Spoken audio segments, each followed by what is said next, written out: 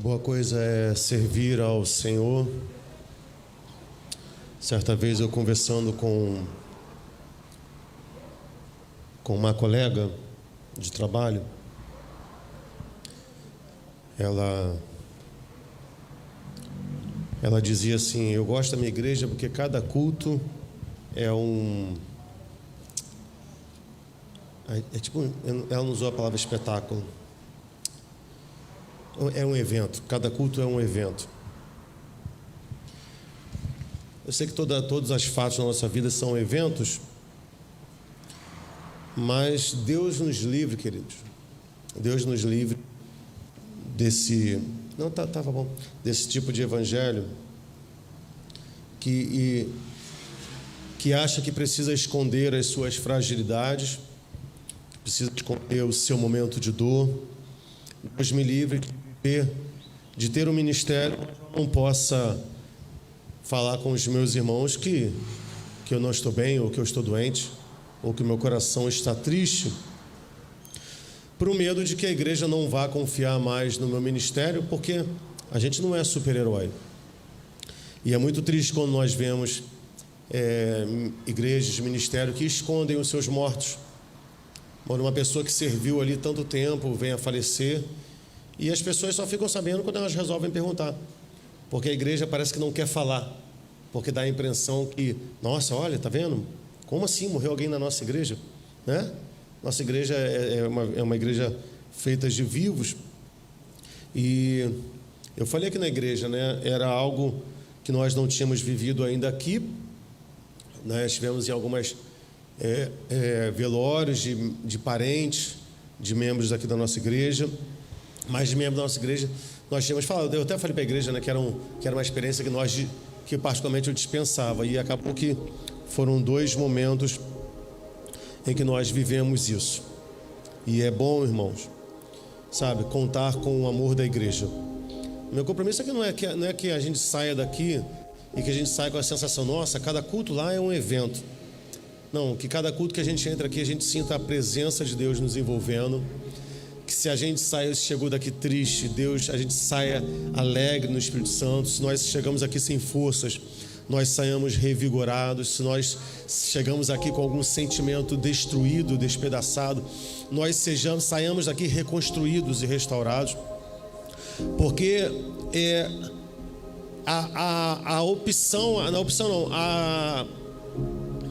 a situação melhor para Deus trabalhar em nós é quando realmente nós estamos quebrantados e quebrados em suas mãos.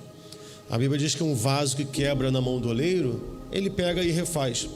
E ele faz isso com cada um, queridos. Às vezes a gente acha que a gente tem que estar numa posição para servir a Deus, e a gente esquece que ele é oleiro, ele é perito em pegar vasos quebrados e tornar a fazer esses vasos de novo, e transformar esses vasos de honra em vasos de honra. Eu quero dividir com vocês a palavra que diz, um pequeno versículo, está em Filipenses, a palavra do apóstolo Paulo aos Filipenses,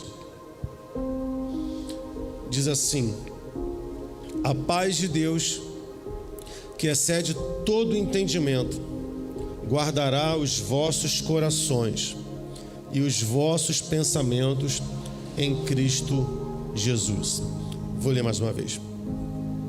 A paz de Deus, que excede todo entendimento, guardará os vossos corações e os vossos pensamentos em Cristo Jesus. Vamos orar? Feche seus olhos, vamos falar com o nosso Pai.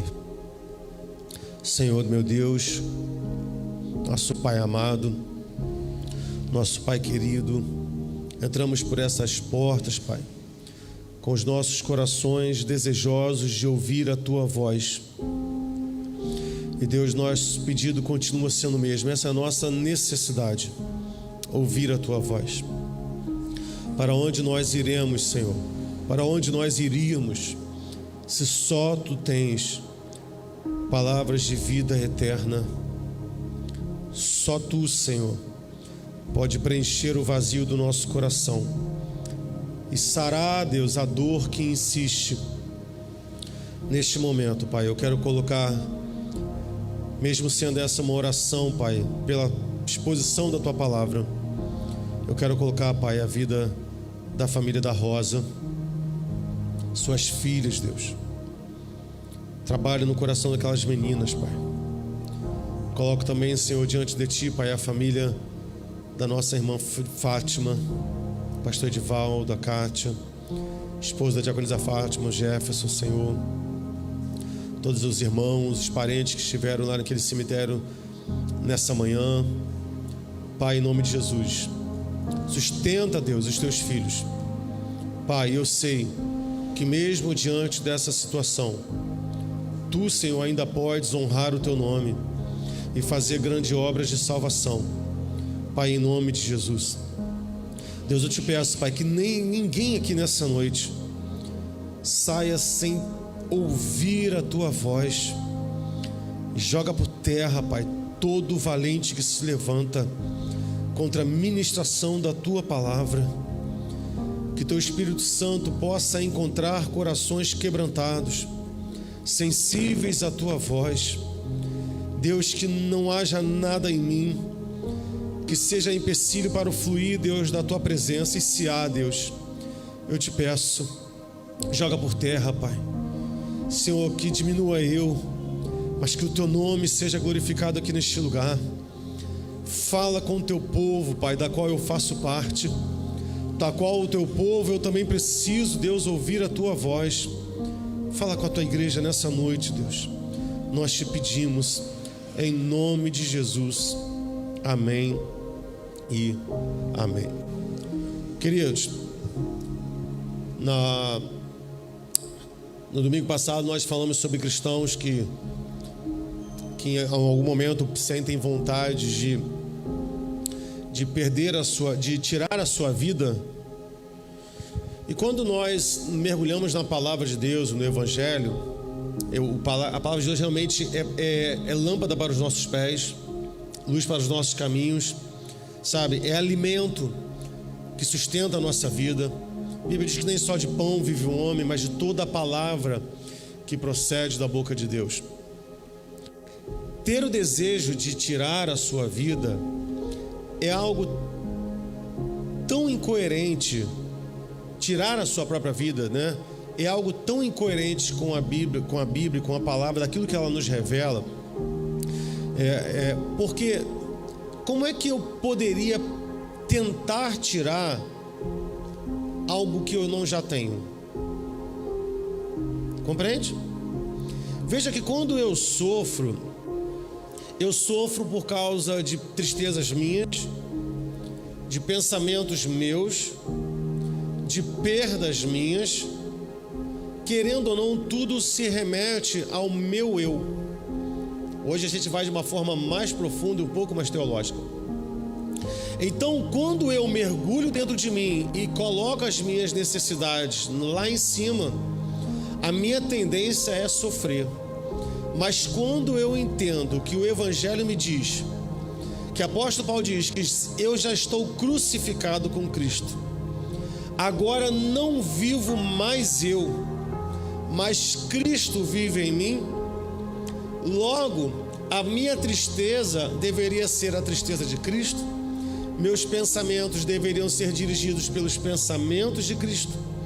Logo, se em algum momento nós formos acometidos por um desejo, ou você que nos ouve de casa na internet, de um desejo de tirar a própria vida, isso é um sinal de que ainda há resquícios da minha antiga vida dentro de mim aqui, um velho homem que insiste e persiste em continuar vivo, quando na verdade o Evangelho diz que esse homem precisa morrer e nós o matamos a cada dia.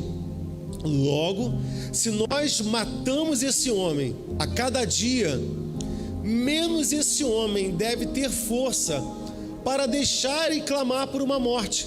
Por quê? Porque ele já está morrendo. Compreende? Compreende isso?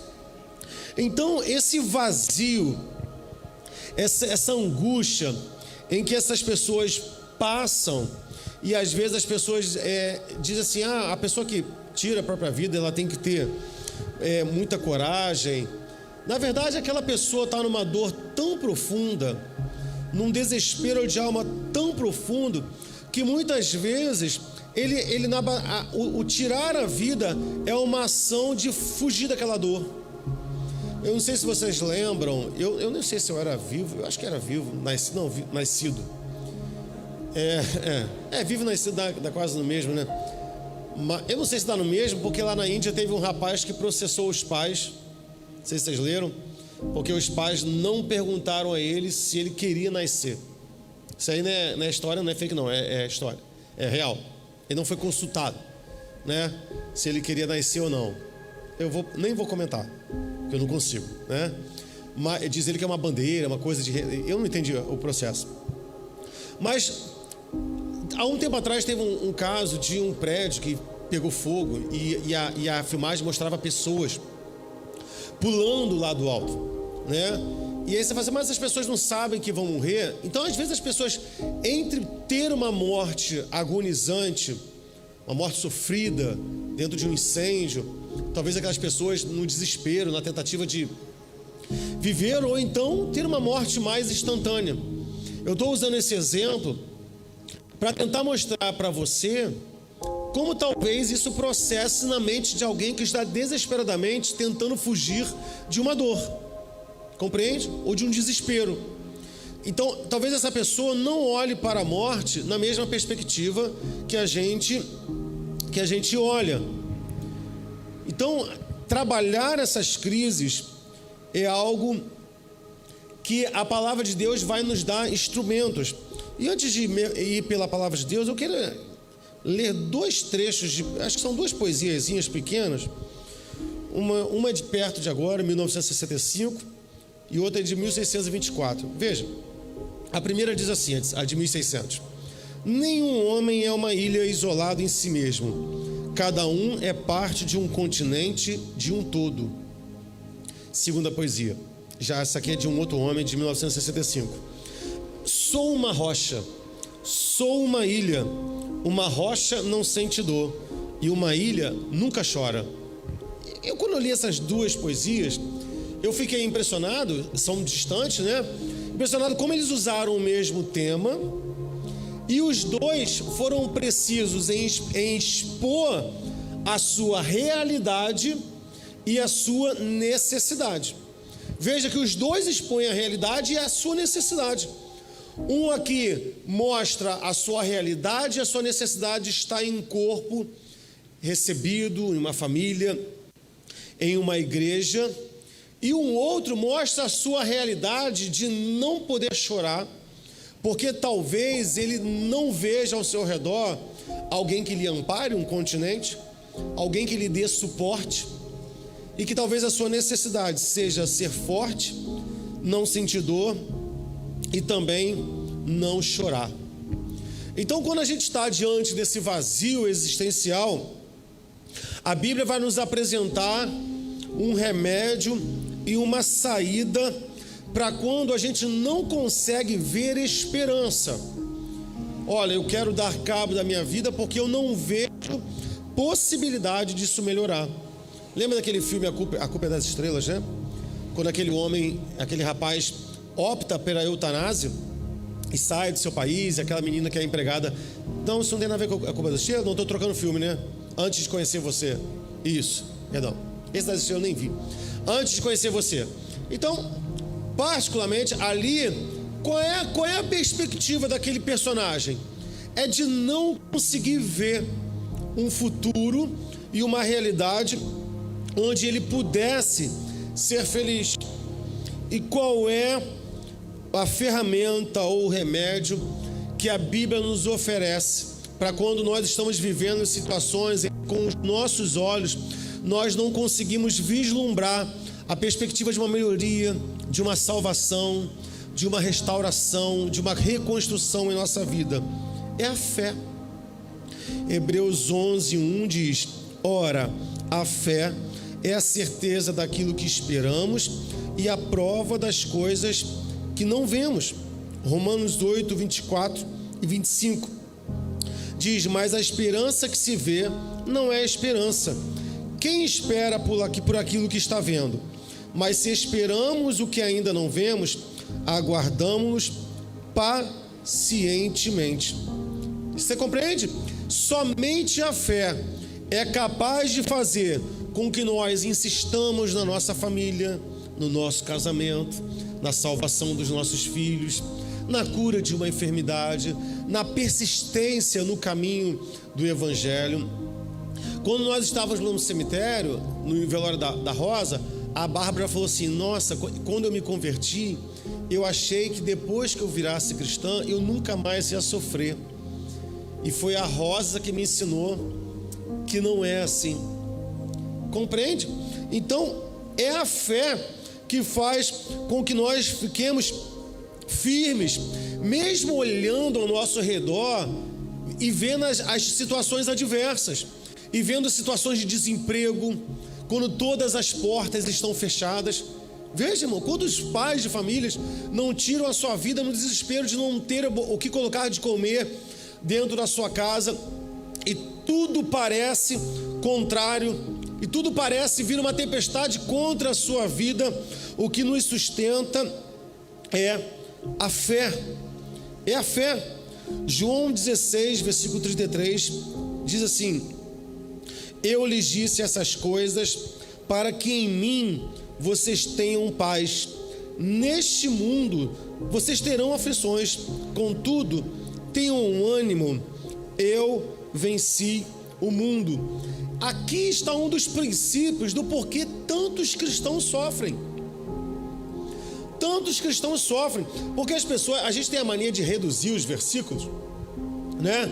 E a gente gosta de falar assim: no mundo tereis aflições, mas tenham ânimo, eu venci o mundo. Então a gente acha que ao ler esse texto, fala, não, tá vendo? Eu tenho ânimo, Jesus Cristo. E tem gente que completa o versículo, né? O complemento que é legal. Eu venci o mundo e vós vencereis também. Tem um pessoal que emenda, né? Acha assim, não, esse versículo está muito fraco, eu vou dar uma esticada nele aqui para dar uma enfeitada. E a pessoa acha que esse ânimo é a perspectiva de Jesus Cristo vencer algo, uma luta para ele, e como aquela situação vai se dissolver, como Jesus Cristo, o Cristo que venceu o mundo, vai vencer essa guerra para ele, da saúde, da enfermidade. Então isso aí é um motivo que para ele ficar animado. Ele falou, não, momentos de paz vão chegar, porque o emprego vai chegar, porque a cura vai vir, porque a libertação do meu filho, e qualquer outro fator. Mas o que o texto diz antes?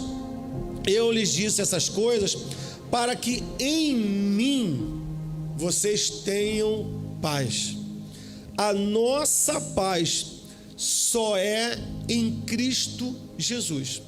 Veja, eu não estou aqui fazendo um discurso contra a sua família, dizendo que na sua casa não tem paz. Não é isso. Mas eu estou dizendo de uma paz duradoura, de uma paz plena, de uma paz perfeita. Eu tenho paz na minha casa, mas às vezes o bicho pega, às vezes tem uma discussão. Sempre é culpa da Ives, mas a gente discute, é ou não é? Às vezes os meninos fazem uma besteira, muitas vezes eles fazem besteira, mas lá aquela paz vem, aquela paz vai, mas não é dessa paz que a gente está falando. Eu estou falando de uma paz duradoura, de uma paz realmente que excede ao entendimento. O que é exceder? Transborda. A nossa mente não consegue processar. Veja como esse texto de Filipenses se encaixa perfeitamente com o texto de Jeremias 29, 11 ao 13. Diz assim, esse texto, a gente ama esse texto, é um texto bastante conhecido. Porque eu bem sei os pensamentos que tenho a vosso respeito, diz o Senhor, pensamentos de paz e não de mal, para vos dar o fim que esperais.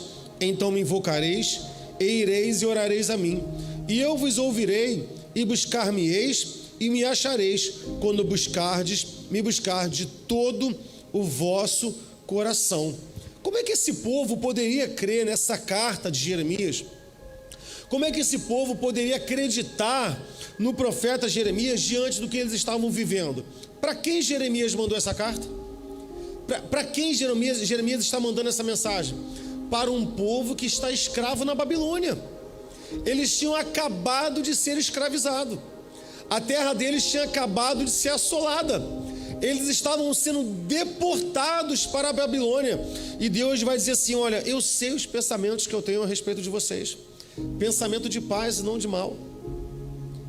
As pessoas vão olhar assim: gente, como é que pode ser isso? E mais, irmãos, Salmo 137, do 1 ao 5, eu acho que a última pastoral eu escrevi sobre isso, é quando a saudade machuca o coração, acho que foi o texto. Diz assim: às margens do rio da Babilônia, nós nos assentávamos e chorávamos, lembrando-nos de Sião, nos salgueiros que lá havia, pendurávamos as nossas harpas, pois aqueles que nos levaram cativos nos pediam canções, e nossos opressores queriam que nós fôssemos alegres. Veja, eles foram escravizados, foram levados para a Babilônia, e a Babilônia era uma terra de prosperidade. Veja aqui, irmão, preste atenção no que estou dizendo agora. Muito mais tecnologia do que havia na terra deles, em Israel. Muito mais, talvez muito mais beleza arquitetônica. Um povo muito mais desenvolvido na engenharia, em gastronomia. Eles estavam num lugar de delícias. A escravidão deles não foi uma escravidão no molde do Egito, sabe, de pessoas trabalhando com chicote nas costas, mas eles estavam fora da sua terra. Veja que esse povo se lamenta, ele vai dizer assim: olha, às margens do rio da Babilônia. Eles não estão diante de uma imagem assolada, eles não estão diante de uma imagem desesperadora, de caos. Eles estão contemplando o belo, sabe, lindas obras de paisagismo. É isso que eles estão vendo. Mas sentado diante daqueles rios, eles sentem saudade da sua casa.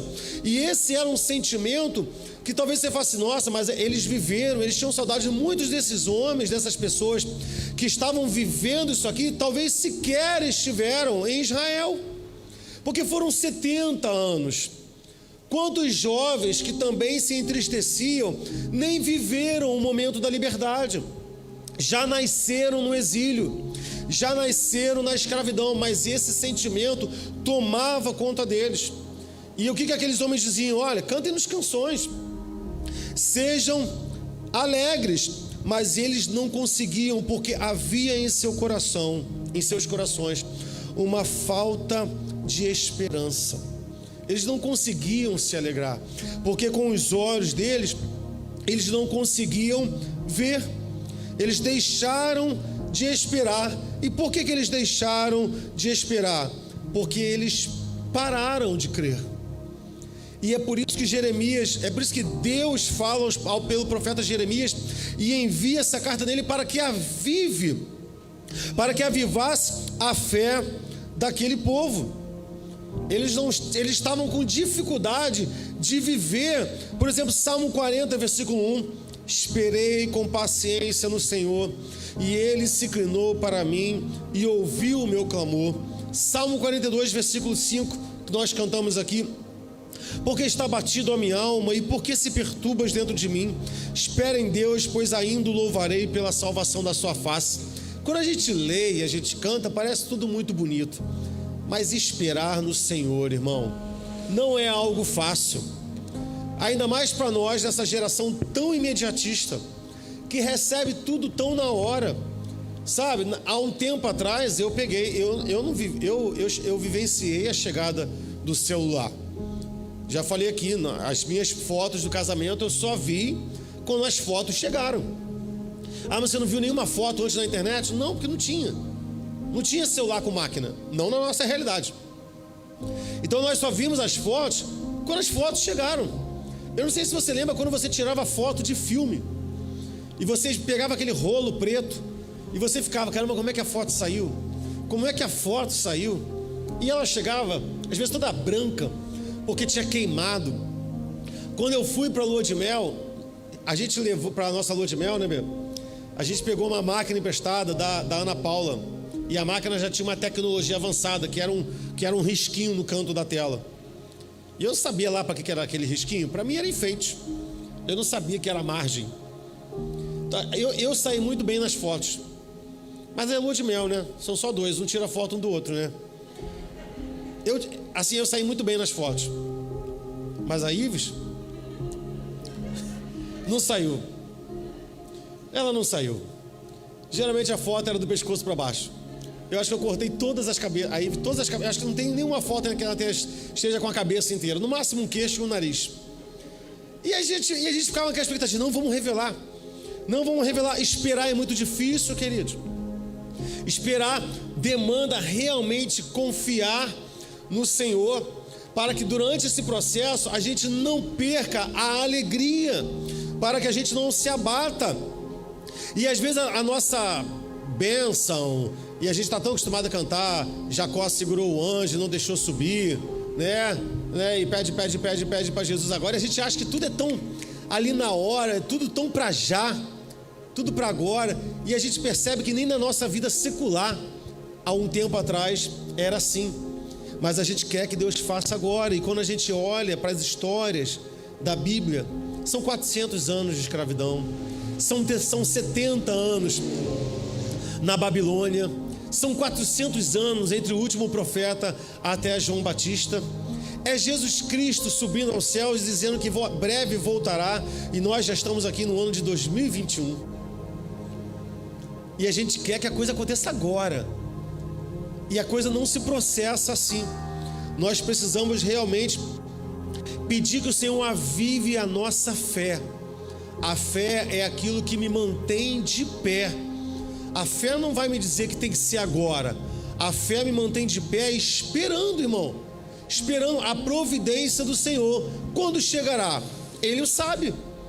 E o que a fé faz comigo? Ela me sustenta, ela me mantém de pé. Então, é sobre essa fé que eu quero conversar com vocês nessa noite. Como ter essa fé que renova a nossa esperança, que renova o nosso vigor, sabe, que nos sustenta mesmo, sabe, que tira aquelas palavras de murmuração e que diz assim: eu estou servindo o Senhor, nada acontece na minha vida. Às vezes eu ouço pessoas falando isso e eu falo assim: entrei na igreja, nada melhorou. Eu falei: você está na igreja há quanto tempo? 3 meses. Né? 2 anos. Queridos, eu vou fazer uma pergunta aqui. Quem aqui tem mais de 10 anos no Evangelho? Levanta a mão. Isso. Baixa a mão. Quem aqui tem mais de 20 anos no Evangelho? Levanta a mão. Mais de 30. 40. Foi mal, cara. Estou te expondo, né? Eu só tenho mais de 40 do que eu tenho 41. Mais de 50 no Evangelho. Aí, ó. Tá ficando pouco. Veja, irmão. Precisa de fé, irmão, para continuar. É claro que tem gente que não tem mais de 40 no Evangelho porque nem tem 40. Eu sei disso. Mas o que a gente precisa entender é assim: Senhor, será que quando eu tiver 60 anos eu ainda vou estar na Tua presença? Eu vou estar firme? Quando eu tiver 80 anos, Senhor, eu vou estar firme? Fazer essa experiência numa igreja grande, como eu já fiz, é angustiante, irmão. Porque às vezes eu chego assim: quem tem mais de 50 anos de Evangelho, quase ninguém está de pé. Quase ninguém está de pé. E eu tenho muitas pessoas lá, já de idade, porque as pessoas estão desistindo. Marcos 9, 23, versículo 24, diz: e Jesus disse-lhe: se tu podes crer, tudo é possível ao que crê. E logo o pai do menino, clamando com lágrimas, disse: eu creio, Senhor, ajuda na minha incredulidade. Talvez você esteja aqui nessa noite com uma medida de fé. Diz assim: não, Senhor, eu creio, mas talvez o seu coração esteja angustiado por algum tipo de situação. Talvez seja essa oração aqui que está faltando na nossa vida. Senhor, eu creio, eu tenho fé, mas me ajuda a ter mais fé. Tira todo o resíduo de incredulidade que está na minha vida.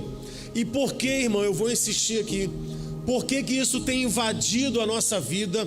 Por que essa falta de esperança, essa falta de fé tem invadido as nossas igrejas, as nossas congregações? Vou insistir aqui no mesmo tema que eu falei no domingo passado. Por que nós estamos vivendo irmãos nossos sofrendo algo que não era próprio do povo de Deus, que não era próprio dos crentes, irmãos? Porque nós estamos vivendo, irmão, um evangelho que é ímpio. nós estamos vendo um evangelho sendo pregado cheio de impiedade, um evangelho que está longe da verdade da palavra de Deus, um evangelho repleto de engano, evangelho repleto de astúcia. E que evangelho é esse? É o evangelho que é firmado naquilo que sustenta o desejo da alma. Compreende? Então os pastores e os líderes estão subindo nos altares para pregar aquilo que a sua alma deseja, para propor promessas para aquilo que você entrou aqui desejando. E eu não estou te condenando por isso. Eu não estou te condenando que você tenha entrado aqui desejando a salvação ou a cura. Não estou desejando. Mas o cerne do evangelho não é esse. Não estou dizendo que Deus não faça. Ele faz. Mas não é essa a mensagem do evangelho que traz os homens à salvação. Salmos 10, versículo 3 e o versículo 6, versículo 7. Veja: porque o ímpio gloria-se do desejo da sua alma, bendiz ao avarento e renuncia ao Senhor. Veja, isso é o desejo do ímpio. Qual é a glória do ímpio? O desejo da sua alma. Isso é uma renúncia daquilo que Deus faz para as nossas vidas. Subir no altar e florear o evangelho, ou tentar enaltecer a igreja, dizendo: olha lá, você chegou aqui, irmão, você era o quê? Funcionário, agora é empresário, né? Você chegou aqui, seu carro estava todo quebrado, e aqui você tem agora, ó, eu tenho um carro zero. Você chegou aqui, não, irmão, porque o evangelho não é esse. Quem se gloria do desejo da alma, dos bens materiais, é o ímpio. E veja, ele diz em seu coração, versículo 6: não serei abalado, porque nunca me verei na adversidade. A sua boca está cheia de imprecações, de enganos e de astúcia, e debaixo da sua língua a malícia e maldade. Como que pode ter cristãos que absorvem esse tipo de pensamento e que diz: não, eu jamais vou viver a adversidade? Eu já ouvi cristãos falando isso para mim. Quando o Covid começou, quantos irmãos e crentes que falam assim: não, o crente não pega Covid. Isso não tinha nada a ver com negacionismo, tipo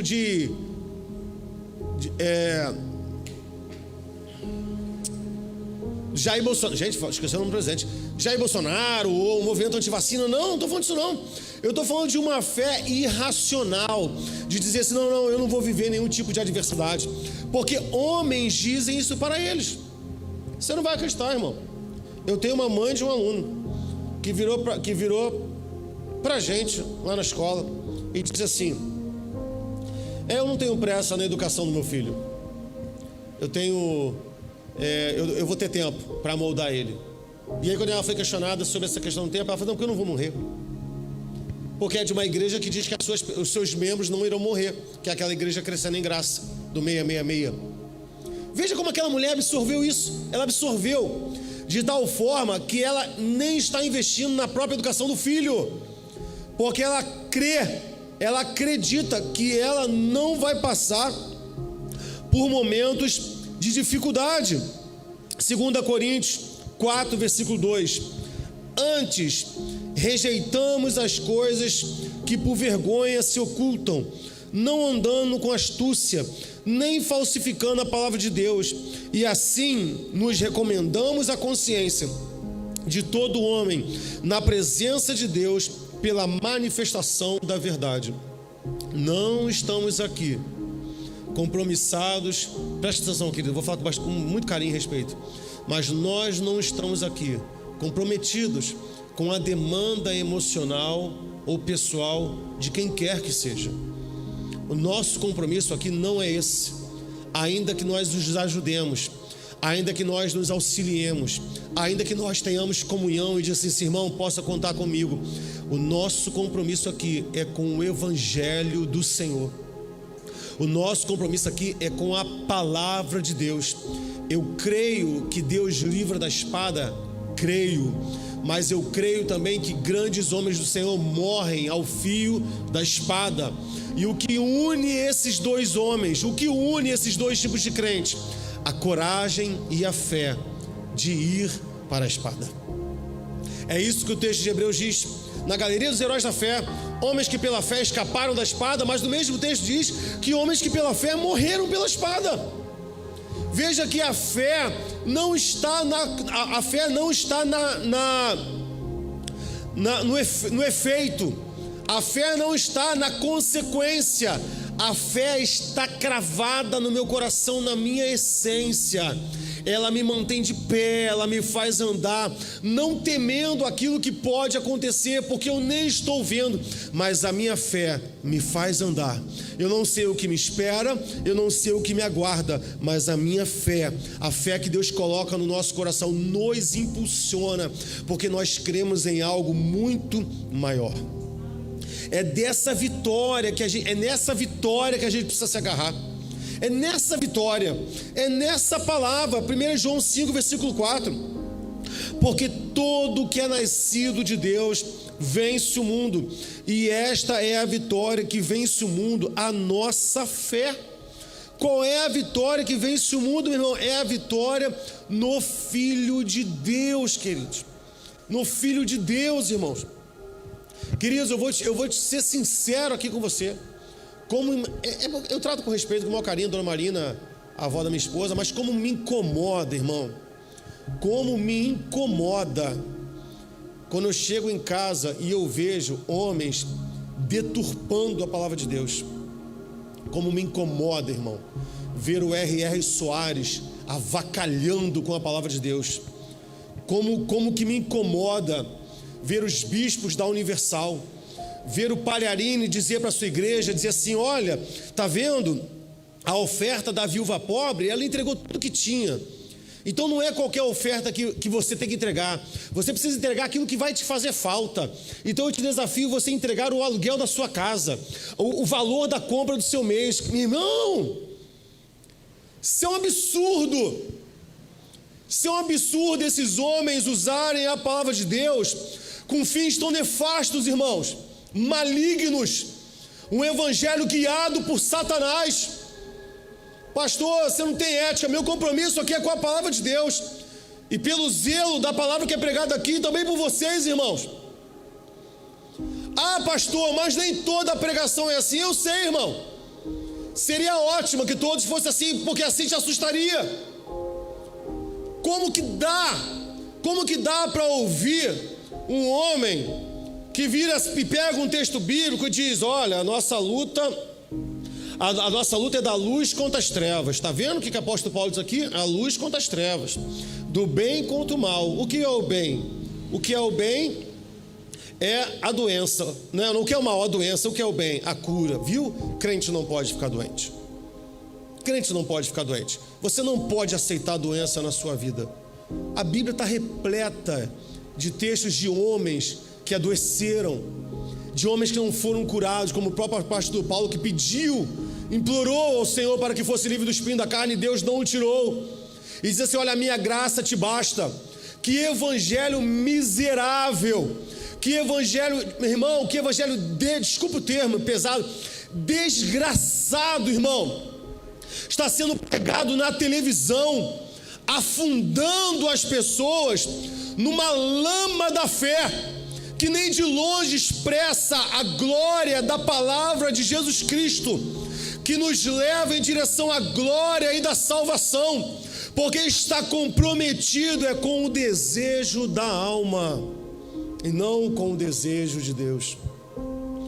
A Bíblia diz que o desejo do Senhor é que todo homem seja salvo. Esse é o desejo de Deus.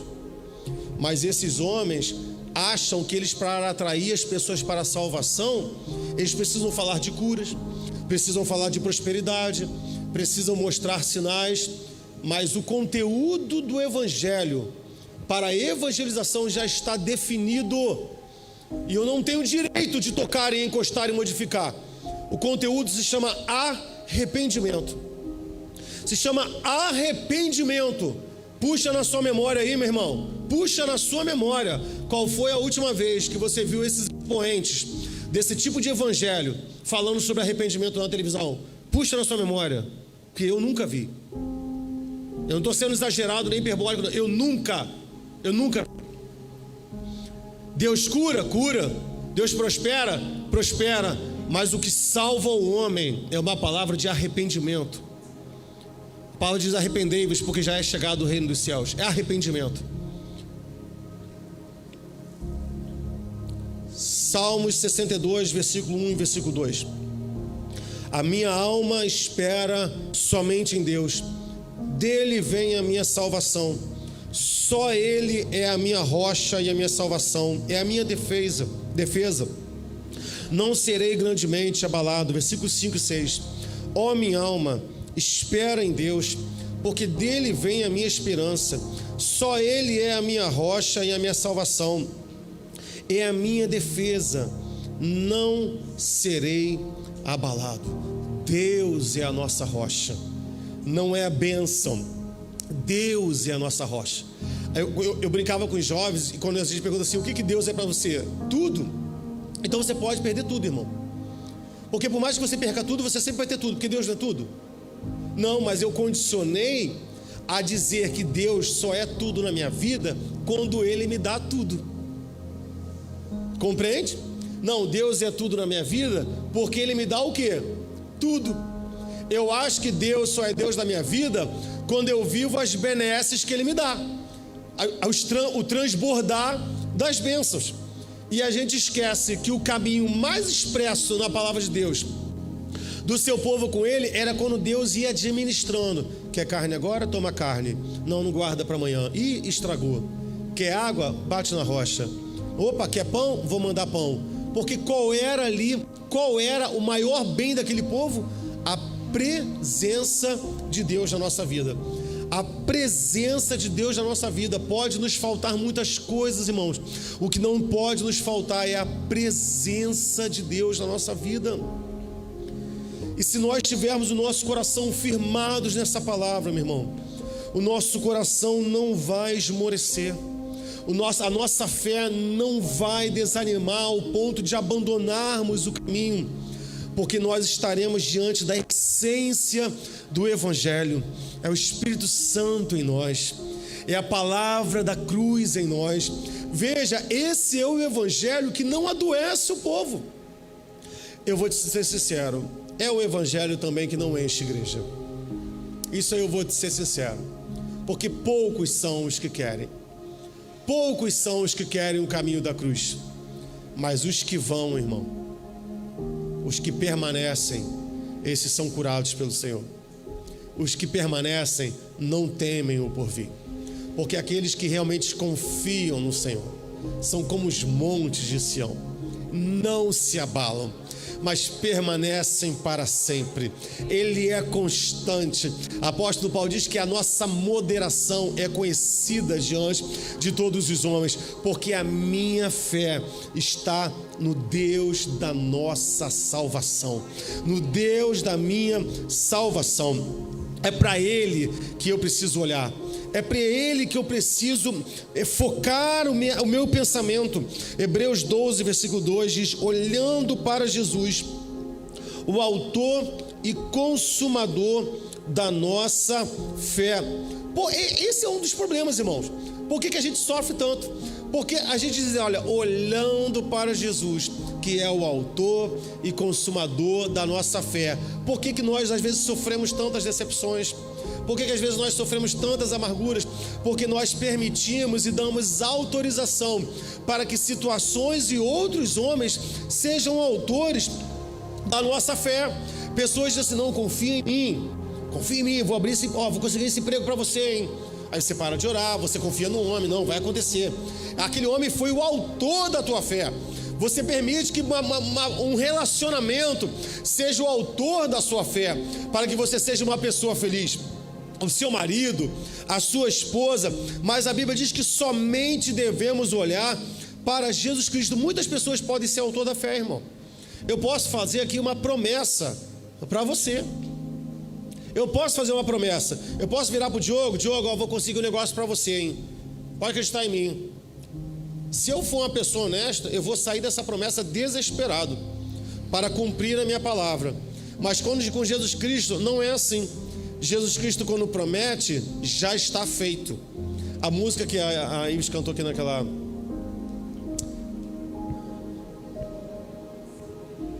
Isso, por que você se preocupa tanto com o amanhã? Deus está aqui, mas também já está lá. Quando Deus promete, Ele já fez. Por que Jesus Cristo é o autor, é idôneo da nossa fé? Porque Ele foi o autor e Ele já prometeu a consumação dessa fé. Porque Ele colocou a fé no nosso coração, mas Ele já tinha realizado muito antes de eu nascer. Porque Ele era o Cordeiro que já estava morto antes da fundação do mundo. Hebreus 12, e agora continuando, versículo 2, versículo 3. O qual, pelo gozo que lhe estava proposto, suportou a cruz, desprezando a afronta. Às vezes nós colocamos a nossa fé em pessoas que não suportam, irmão. A cruz é o momento da adversidade, e no momento da luta nos abandonam. Quantas mulheres foram largadas pelos seus maridos na enfermidade de um filho? Eu já falei isso aqui, irmão. Trabalhei 6 anos com crianças especiais. Nunca vi um pai, irmão, na minha experiência da prefeitura, nunca vi um pai ser aquele cara que estava lá ralando. Quantas esposas abandonadas, irmãos. Ah, mas eu não aguentei. Pô, mas a mulher ficou lá. Pessoas que às vezes estão do teu lado, marido, esposa, e que às vezes você adoece e te abandona. Quantas pessoas traem seus casamentos porque às vezes a outra não tem uma condição de saúde para que possa satisfazer, mas Jesus Cristo não é assim. Ele diz, olha, olhem para o autor e consumador da sua fé, o qual, pela alegria que lhe estava proposta, suportou a cruz. Ele desprezou a afronta. Ele não precisava ter sido afrontado, mas ele aguentou lá, irmão. Ele suportou. E continuando, está à destra do trono de Deus. Considerai, pois, aquele que suportou tais contradições dos pecadores contra si mesmo, para que não enfraqueçais, desfalecendo em vossos ânimos. Se você quer ficar firme, se você não quer desfalecer, considere que o único que é autor e consumador da nossa fé é Cristo Jesus. Espere nele, nunca no homem. Existem várias pessoas que dizem, nossa, que palavra grossa, Jesus Cristo, maldito o homem que confia no homem. E é? E realmente é.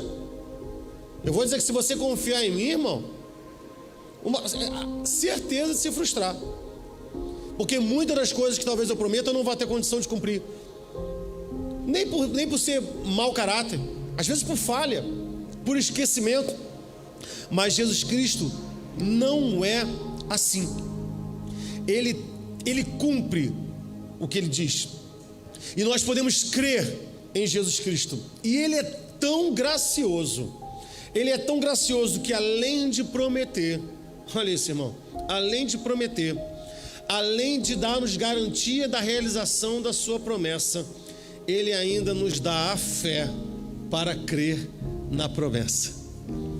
Olha que maravilha. Ele faz a promessa, ele realiza a promessa e ainda olha para mim, vê, ele não crê na minha promessa, eu vou dar fé para ele. Efésios 2:8 vai me dizer que somos salvos por meio da fé. Isso não vem de nós, é dom de Deus. É dom de Deus. Que Deus maravilhoso é esse que nós servimos, irmãos. E se a gente parar assim e pensar, pastor, por que muitas pessoas têm dispersado? Muitas pessoas se afastam da igreja, muitas pessoas se afastam do evangelho quando a dificuldade chega. Por causa de quê? Por causa do evangelho ímpio, por causa do evangelho contaminado, porque não foram expostos a uma palavra sã e sadia. Ah, você está falando de uma palavra doce e fofa? Não, eu estou falando de uma palavra sã e sadia, que é remédio para as nossas almas e para o nosso coração. Nem sempre remédio é doce, irmão. Remédio muitas vezes é amargo, mas sara a nossa vida. Lembre quando Jesus Cristo estava falando e os discípulos falam: Senhor, dura essa palavra, dura isso que você está dizendo, está todo mundo indo embora. O que Jesus Cristo fala? Querem ir também? Vão. E o que Pedro diz? Não, para onde nós iremos, se só tu tens as palavras de vida eterna. Irmão, olha aqui, foca aqui comigo. A gente canta, né? Pra onde eu irei, se não tenho pra onde voltar, só tenho você, palavras de vida. Dá a impressão que é uma coisa fofa, né? Mas o que o apóstolo Pedro está dizendo? Não, para onde que eu vou? Só o Senhor tem palavra de vida eterna. Que palavra é essa que ele está dizendo? A palavra que ele tinha acabado de reclamar. A palavra que é dura, a palavra que às vezes é amarga, a palavra que às vezes é difícil de aceitar, a palavra que às vezes, que na maior parte das vezes está nos exortando. Essa é a palavra que conduz à vida eterna, irmão. Olha, irmão, muitos aqui são pais e mães. Você acha que você vai conduzir o seu filho ao sucesso só dando o que ele quer? Olha, irmão, você vai conduzir o seu filho à perdição, irmão. Você vai conduzir o teu filho à ruína, ao fracasso. E se isso nós vivenciamos na nossa vida, por que com Deus seria diferente, irmão?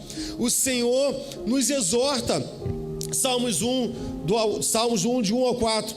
Bem-aventurado o homem que não anda segundo o conselho dos ímpios, nem se detém no caminho dos pecadores, nem se assenta na roda dos escarnecedores. Antes tem o seu prazer na lei do Senhor, e na sua lei medita dia e noite, pois será como a árvore plantada junto a ribeiros de água, o qual dá o seu fruto no seu tempo, e as suas folhas não cairão, e tudo quanto fizer prosperará. Não são assim os ímpios, mas são como a moinha que o vento espalha. Já expliquei o que é moinha aqui. O que é moinha? O que é moinha? Eu falei, gente.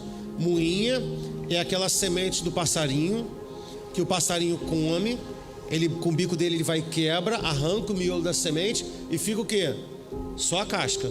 Às vezes você vai no poste do passarinho, parece que o passarinho não comeu nada, e que ele não está comendo, está cheinho, mas não tem mais nada lá, porque o que é aquilo? É moinha. Ele já tirou o miolo da semente. E aí o que você faz? Ou você abana, ou você sopra e faz assim, ó, e sopra. E aí quem vai embora? A moinha. Quem é que fica? A semente. O ímpio é assim. O crente, quando não tem substância, é assim. Quando se levanta os vendavais da sua vida, eles são dispersos, eles se perdem. Só fica aquele que tem substância, aquele que se alimenta da palavra do Senhor. Momentos de lutas vêm na nossa vida, momentos de profunda dor vêm na nossa vida. E quem é aquele que permanece de pé? Aquele que tem substância dentro de si, meu irmão. Aquele que é preenchido pela palavra de Deus. Não é à toa que no Salmo está dizendo: antes tem o seu prazer na lei do Senhor. Ele está repleto da palavra do Senhor. Ele medita na sua lei de dia e de noite. É por isso que esse homem pode crer, é por isso que essa mulher não deixa de esperar, é por isso que esse crente permanece de pé, porque como ele medita na lei do Senhor, como a palavra do Senhor preenche o seu interior, ele não é como a moinha que vem os vendavais da tempestade e eles saem correndo e se desestabilizam, porque ele está cheio da palavra de Deus. Romanos 10:17, de sorte que a fé é pelo ouvir e o ouvir a palavra de Deus. Quando as lutas se levantarem na nossa vida, quando as perseguições, meu irmão, quando as dificuldades, quando a dor, quando a pobreza, quando a escassez, quando a fome se levantar na nossa vida, o que nos mantém de pé é a palavra do Senhor, é a minha fé, é a fé que vem da palavra do Senhor. É por isso que eu posso dizer, sabe, que nem fome, nem frio, nem nudez, nem alturas, nem profundidade, nem coisas do presente ou do porvir, nem espada, nada pode me separar do amor de Deus, porque eu tenho certeza desse amor que está aqui, ó, dentro do meu coração, porque eu tirei essa fé. Essa fé foi produzida na minha vida por conta da palavra de Deus. A palavra de Deus é a resposta para toda a angústia da humanidade, meu irmão. Olha, queridos, eu sei que nós temos muitas lutas no mundo, mas eu converso com a Ives. Para mim, eu não critico quem milita em partido político, quem milita em causa de racismo, mas para mim, ver um crente hiperativo, um crente que posta mais sobre racismo do que a palavra de Deus, um crente que posta mais sobre política do que a palavra de Deus, um crente que posta mais, sei lá, sobre economia do que a palavra de Deus, para mim é uma bandeira justa, tudo bem, mas é plena? Não é, porque não é isso que a humanidade precisa. Mas pastor Sandro, você está dizendo que você não vai lutar contra a pobreza? Você está dizendo que eu não devo lutar contra, por exemplo, o racismo, o preconceito? Devemos lutar, mas a palavra que o mundo precisa é a palavra de Deus. A palavra de Deus é a resposta para todos os males da humanidade, seja ele racismo, pobreza, fome, tudo está na palavra de Deus. Então não há bandeira que eu levante, meu irmão, que se equipare ou que se compare à palavra de Deus. Então é por isso que dificilmente, meu irmão, você vai me ver militando qualquer coisa. Às vezes a gente comenta, porque eu sei que o que o mundo precisa, o que eu sei que o que a minha família precisa, eu sei que o que os meus filhos precisam é a palavra de Deus. É a palavra de Deus. Eu poderia muito bem chegar para o Bruno e falar: Bruno, você não pode aceitar nenhum tipo de preconceito, e que não sei o que, e sabe aquela coisa de racismo? Não, mas o que o meu filho precisa não é de discursos políticos, não é de emancipação. O que o meu filho precisa é da palavra de Deus. Porque me desculpe, meu irmão, não adianta ser um escravo alforriado, livre para ir para o inferno. O que liberta a nossa alma é a palavra de Deus.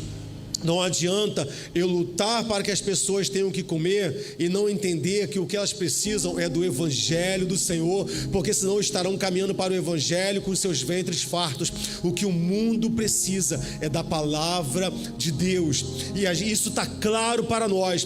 Nós estamos diante de um mundo que cada vez mais rejeita o Senhor, que cada vez mais rejeita a fé, que cada vez mais é materialista, que cada vez mais adora o entretenimento, e nunca nós vivemos um momento em que vivenciamos e conhecemos tantas pessoas sofrendo com ansiedade, com depressão, com crises existenciais.